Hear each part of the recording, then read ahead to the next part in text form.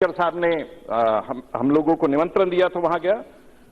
माले में आज सर, माले में मुश्किल से 3.5 लाख लोग रहते हैं, 60 रिसोर्ट्स हैं और ये उनके सी प्लेन्स, माननीय प्रधानमंत्री जी ने भी गुजरात में सी प्लेन उतारा था,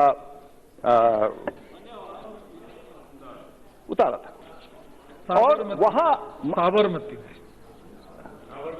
साबरमती में उतारा था। वो देखिए, एक बात जो भी कही है, देश के प्रधानमंत्री एडवेंचरस है साहब। साबरमती में सी प्लेन लेके उतरने वाला देश का मतलब हमारे और आपके जैसे लोग हिल। मैं तो कप्तान हूं, बड़े विमान उड़ाता हूं, लेकिन मुझे कोई कह दे कि भाई आप साबरमती में हवाई जहाज लेके उतर जाइए तो मैं तो 5 बार सोचूंगा।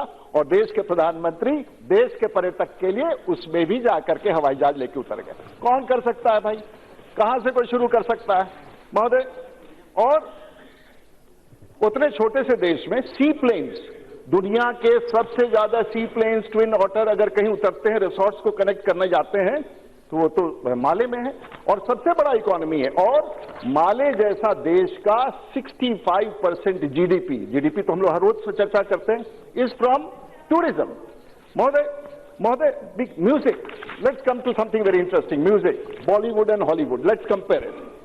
हमारे यहां संतूर है, सितार है, वीणा है, ड्रम है, ढोलक है, डमरू है, तानपुरा है, तबला है, और दुनिया में $2 बिलियन का ट्रेड सिर्फ म्यूजिक एंड हॉलीवुड का है।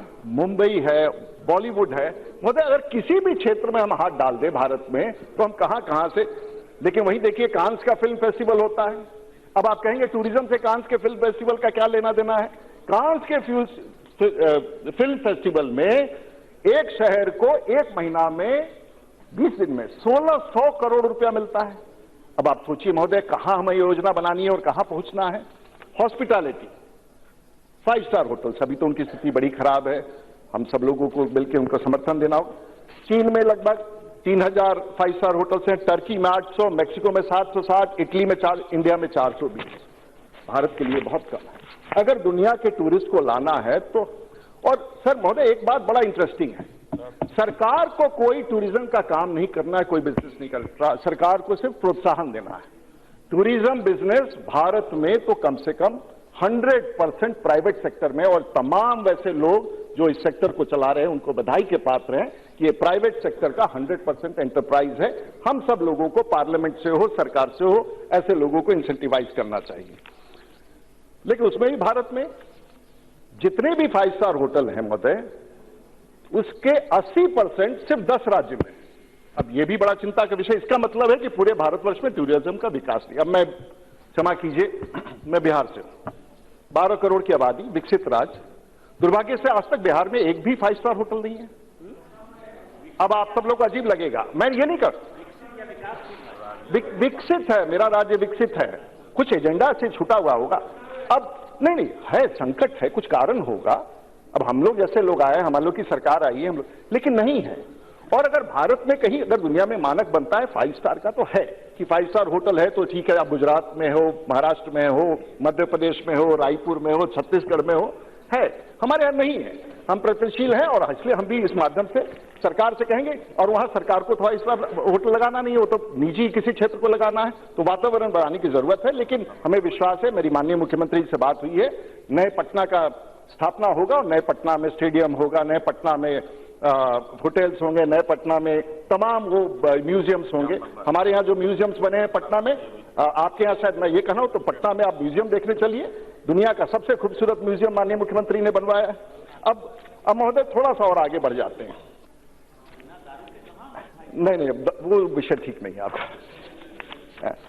अब कमरों की संख्या भारत में लगभग 2020 तक 30 लाख कमरे, 29 लाख कमरे हैं, 21 तक 30 लाख, 23 तक 33 लाख, और एम्प्लॉयमेंट भी।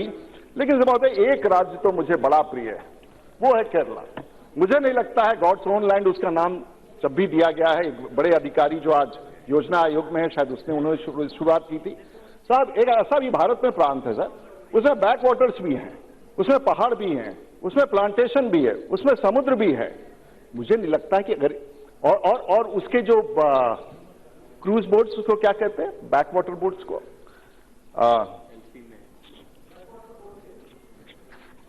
हाउस बोट्स साहब, हम सबको और पर्यटन कमेटी से कहूंगा, महोदय, शायद वैसा पर्यटन तो दुनिया में देखने को नहीं मिलेगा जहां एक इतने छोटे से जगह में, केरल में, और इतना खूबसूरती के साथ उसको बनाया है। महोदय, मैं थोड़ा सा तुलनात्मक देना चाहूंगा। दुनिया के सबसे बड़े मॉन्यूमेंट्स हैं। टर्की के सोफिया में 3.5 मिलियन लोग जाते हैं।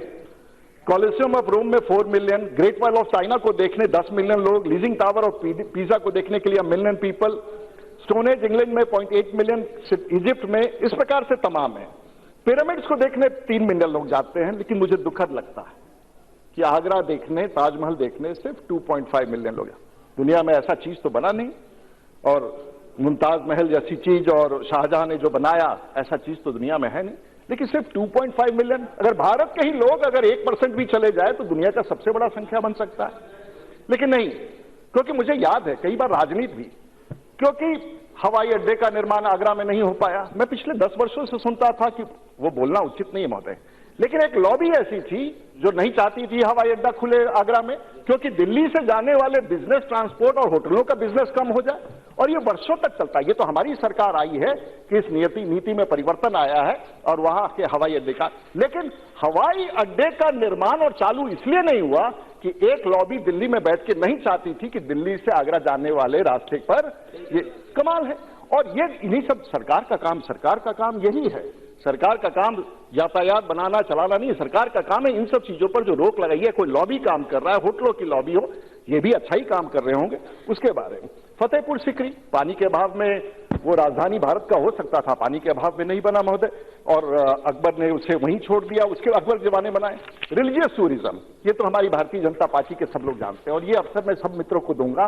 रिलीजियस जगन्नाथ, लॉर्ड जगन्नाथ महोदय, उस टेंपल को देखने के बाद आप ऊपर देखिएगा तो आपको लगेगा ऐसा आर्किटेक्चर तो धरती पर नहीं है। क्या बात कही। और आपका संसदीय क्षेत्र, मुझे नहीं लगता है कि उससे खूबसूरत आर्किटेक्चर दुनिया में कहीं होगा। नाउ, भारत के डोमेस्टिक टूरिज्म का 60% टूरिज्म महोदय, अब कुंभ मेला महोदय 2013 में 120 मिलियन पीपल, 2019 में 240, ऐसा तो कहीं नहीं है। एक ब्राजील में कार्निवल होता है, रियो फेस्टिवल होता है, 4 मिलियन लोग जाते हैं, पूरा दुनिया जानता है, लेकिन हमारे यहां तो इससे बड़े बड़े फेस्टिवल्स होते हैं। तो सरकार का काम है इसको मार्केट कीजिए, वैसे लोगों को आकर्षित करने के लिए खूब प्रचार कीजिए, खूब ढोल बजाइए कि हमारे यहां क्या क्या है। बाकी कुछ नहीं करना है, बाकी तो सब बाकी लोग कर देंगे। हमारा काम है ढोल बजाना, हमारा काम है बताना कि भारत में क्या क्या है, और उस काम को हम लोग पूरा करेंगे। महोदय, तिरुपति, दुनिया में अगर सबसे ज्यादा चढ़ावा कहीं होता है और दर्शन तिरुपति का हो जाए, भगवान के पास पहुंच जाए, तो शायद सबका कल्याण हो। वही दुनिया के लोगों को समझाइए कि तिरुपति दर्शन कीजिए। अब अंदर जाने की अनुमति नहीं है। सोमनाथ, लाल बाग का राजा, अगर वो 15-10 दिन जो मुंबई में लाल बाग के राजा को दिखाने का ही प्रचार हम लोग कर दे, तो मुझे नहीं लगता है कि दुनिया में किसी और चीज की जरूरत है महोदय। सबरीमला हो, लॉर्ड जगन्नाथ हो, या फिर छोड़ दीजिए ना बोध गया, भगवान बुद्ध को जहां मोक्ष मिला महोदय। अभी तो मेरा तीसरा चौथा ही पन्ना है ना, मैं अभी अच्छा थोड़ा सा और दीजिए, मैं और विषय पर आना चाहता हूँ। अब आप मुझे सब पन्ना छोड़, already spoken for half an hour. तो मेरी पार्टी भी तो बहुत बड़ी है ना सर, 303 लोग हैं हमारे यहाँ, तो मैं रिक्वेस्ट कर लूंगा, बाकी लोग छोड़ देंगे, उसमें क्या है। तो आपको तो मिलेगा ना सेकंड में, आप तो चिंता कर रहे हैं। तो चलिए मैं स्पोर्ट्स को छोड़ देता हूं, आप जैसे जैसे कहेंगे। मतलब गोल्डन में तो बीच में मना कर रहे हैं, मैं गोल्डन टेम्पल तक भी चलना पड़ेगा, चलेंगे। मैं स्पोर्ट्स छोड़ देता हूं, एक पन्ना छोड़ दिया आपके कहने पर, सर चलिए आगे बढ़ता हूं। अब आप क्रूज टूरिज्म, उसको भी मैं छोड़ देता हूं, उसके बारे में थोड़ा बहुत बोल दिया, आगे बढ़ता हूं सर। कार्निवल बता दिया, अब कैसे भूल जाऊंगा भाई साहब, सिक्किम एक राज्य है, कितना खूबसूरत राज्य है साहब, देश का। अब सिक्किम में महोदय, देश के प्रधानमंत्री ने 2016 में ऑर्गेनिक स्टेट डिक्लेयर कर दिया साहब। आज मैं गांव देहात में रहता हूं महोदय, सबसे पहले, अब डायबिटीज नहीं है सर, अब ब्लड प्रेशर की बीमारी नहीं है। गांव देहात में आज अगर सबसे ज्यादा संकट है तो कैंसर की बीमारी का है, क्योंकि इतना पेस्टिसाइड, इतना फर्टिलाइजर है, और सबसे ज्यादा सेवा में अगर हम लोग को कष्ट होता है तो। लेकिन ऑर्गेनिक स्टेट अगर हो गया, अकेले सिक्किम को हम लोग मार्केट कर दे कि वहां का हर साग सब्जी ऑर्गेनिक है, फर्टिलाइजर फिक्स है, तो अपने आप में एक बड़ी उपलब्धि है महोदय। मैं अभी थोड़ा सा और ले सकूं, एक व्यक्ति को मैं जरूर याद करना चाहूंगा। आप सिक्किम में देखें, ये नथुला पास के पास। साहब ये इतिहास तो आपको समझना होगा। वहां हरभजन सिंह फौजी थे। 1968 में चाइना के साथ जो झंझट हुआ और उन्होंने पूरे रात जग करके जब उन्होंने वहां पर पहरेदारी की और रात को अवलांचे हुआ और उन्होंने अपने सैनिकों को बढ़ाया, उनकी मृत्यु हो गई। उनके नाम पर मंदिर बना और आज भी फौज में, शायद ये सदन की जानकारी में होगा, हरभजन सिंह जी का पेंशन जाता है, हरभजन सिंह जी का यूनिफॉर्म रोज तैयार किया जाता है, हरभजन सिंह का वहां पर बैटमैन है, रोज उनको कपड़े पहनाए जाते हैं, हरभजन सिंह का जूता पॉलिश करके रखा जाता है और हरभजन सिंह को अच्छा, और हरभजन सिंह जी को याद के लिए वहां फौज का पूरा व्यवस्था किया हुआ और वो छुट्टी पर भी लीव जाते हैं और उनका ट्रेन में बुकिंग होता है, बर्थ खाली लेके जाया जाता है। साहब ये दुनिया के ऐसा टूरिज्म समझाने के लिए आपको इससे जीता जाता उदाहरण कहा। ये मैं भारत का सिर्फ थोड़ा थोड़ा उठा करके बता रहा हूं महोदय, मैं ये नहीं कर रहा हूं, मैं सब बता रहा हूं। मैं छोटे छोटे एग्जांपल्स दे रहा हूं कि चाहे वो मध्य प्रदेश हो, छत्तीसगढ़ हो, असम हो, वेस्ट बंगाल हो, हर जगह आप उठा लीजिए। अब एक व्यक्ति को तो मैं जरूर याद करना चाहूंगा। एक जमाना था, बड़े बड़े राजवाड़े थे, बड़े बड़े महल बनाए, क्या क्या इतिहास था महोदय। भैरव सिंह शेखावत ने राजस्थान के जितने ऐसे लोग थे जिन्होंने राजस्थान में फोर्ट्स बनाए, सबकी स्थिति जब वो प्रिवी पर्स और वो पूरे अधिकार छीन लिए गए और भैरव सिंह शेखावत साहब 3 बार के मुख्यमंत्री, उन्होंने कहा कि ये सब गरीब हो गए, राजे कहने के लिए राजे हैं, गरीब हो गए।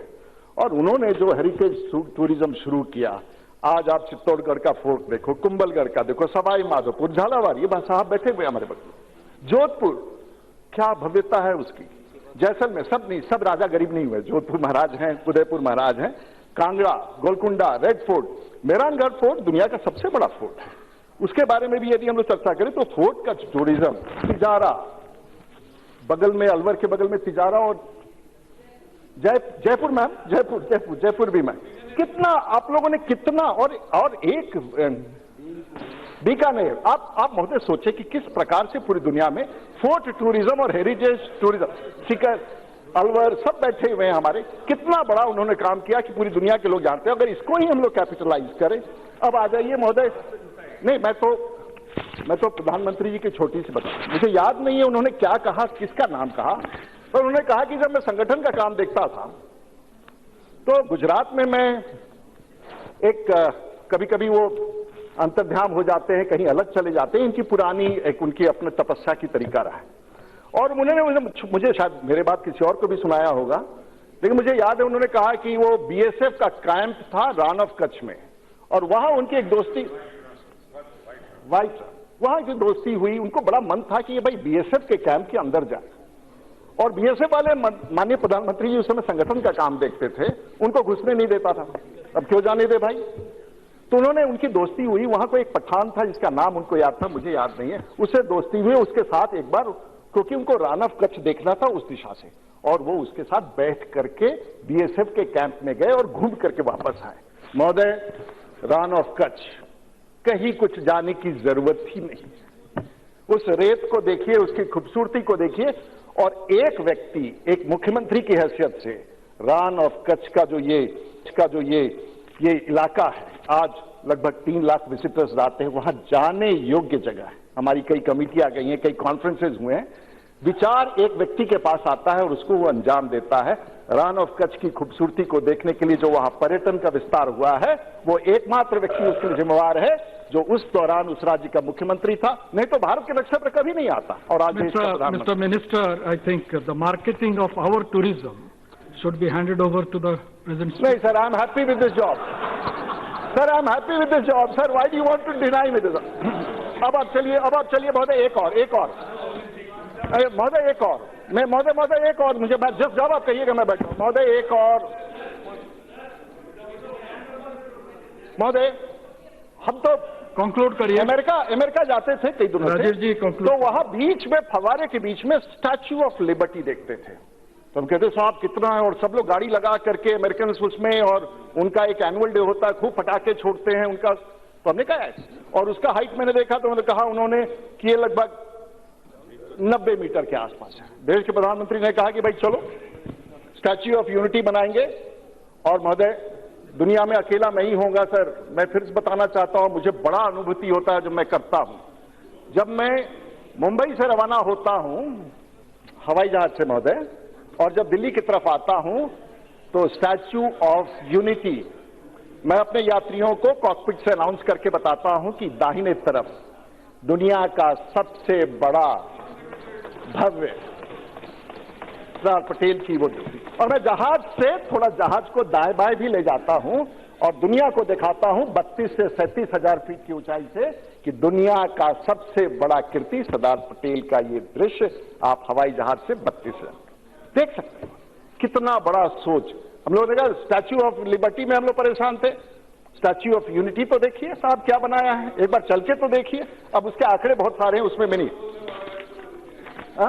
Shopping tourism. Sir Walt Disney sir 1955 में शॉपिंग मॉल आज कह रहे हैं हम लोग।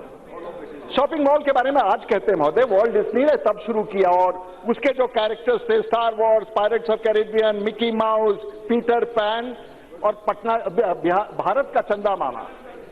हम लोगों ने कभी सोचा ही नहीं कि डिज्नीलैंड की तरफ जाएंगे। हम लोग जाते हुए डिज्नीलैंड घूमने के लिए महोदय, कैलिफोर्निया में इसकी शुरुआत हुई और आज 2 करोड़ लोग डिज्नीलैंड में जाते हैं। मैं अब नीतिगत पर 2-3 मिनट बोल के खत्म कर दूंगा क्योंकि कागज मैं ये भी पन्ना छोड़ देता हूं रेड फोर्ट का इत्यादि। मैं बाकी कागज भी छोड़ देता हूं महोदय, वाटरवेज का, इनलैंड टूरिज्म का, मैं बोल सकता हूं यूएसए का, सब कुछ ये सब छोड़ते जाता हूं महोदय। एक मैं मेघालय का भी छोड़ देता हूं महोदय। Why don't you hand it over all those papers to the minister? आपका जितना सजेशन है सारे मंत्री जी को दे दीजिए। टूरिज्म का विकास होता है रेल, रोड और एविएशन में। Yes sir, please conclude sir. और सर ट्रेन फेरी क्वीन जो ओल्डेस्ट लोकोमोटिव रेगुलर रेलवेज का टूरिज्म पर, Deccan Odyssey, Golden Chariot, Palace on Wheels, कभी तो हम लोग घूम के देखें साहब। दुनिया में ऐसा दृश्य नहीं मिलेगा आपको देखने को जो रेलवे गाड़ियां चलाती है, शायद हमें पता ही नहीं। हम जानते भी नहीं कि दुनिया के सबसे पुराने लोकोमोटिव्स भारत में आज भी पर्यटन का सबसे बड़ा काम यहाँ कर। रोड ट्रांसपोर्ट जो देश की वाजपेयी जी के जमाने से लेकर के आज तक जो north south corridor, east west corridor, golden quadrilateral और अभी जो सड़कों का जाल बिछ रहा है, ये सब पर्यटन के लिए। ट्रांसपोर्ट, मैं तो एविएशन पर कुछ बोल ही नहीं रहा हूं, मैंने तो उसके बारे में चर्चा ही नहीं की, वो तो अलग ही विषय है, इसके बारे में बोलूंगा। टाइगर के बारे में मैंने थोड़ा सा बता दिया महोदय। मैं बस नीतिगत एक इतना मेहनत करके माननीय मंत्रालय, हाँ सर साउथ का बोला हूं, बहुत लेट से आए, आप लेट आए। बिहार छोड़ दीजिए, बिहार के बारे में मैं आ रहा हूं महोदय। अब मैं अपना एजेंडा खत्म कर रहा हूं। अब मैं अपने एक छोटे से एजेंडा पर आ रहा हूं और मुझे विश्वास है कि सर बस खत्म कर दे। मैं सर लास्ट सर गुजरात और गिर के बारे में मैंने बताया। गिर मैं तो वैसे मैं सर गिर के बारे में तो सर वैसा तो दृश्य देखने, और सर गिर ही नहीं, गिर के फॉरेस्ट के बगल में एक छोटा सा गांव है, वहां अफ्रीका से आए हुए भारतीय ट्राइबल्स हैं साहब, उनसे मिलिए। वो गुजराती बोलते हैं और हैं अफ्रीका के, वो भी हमारे लिए 3 गांव है। सर मेरा अंतिम सर 2-3 मिनट में सर